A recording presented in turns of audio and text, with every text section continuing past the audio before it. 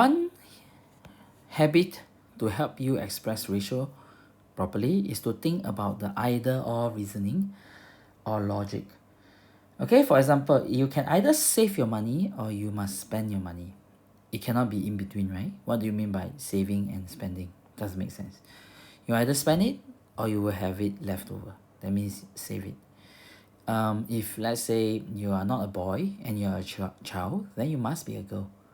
Okay, or if you are a person, you must either be an adult or children. So the question may not directly talk to you about these people, but they are extremely important as well. For example, if the question says that 1/4 of the people in the carnival are adults, then that means the other 3 unit must be children, right? The remaining is 3/4 mah. So adult is 1 unit, children is 3 unit.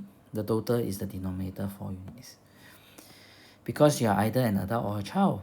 Another example, Andy, Ben and Chelsea received some beats from the teacher. Andy received 2/5 of the beats. If Andy received 2/5 of the beats, then the remaining people must be Ben and Chelsea. So you're going to write B, Ben plus Chelsea. Okay, because you must either be Ben, you must either be Andy or you must be Ben and Chelsea.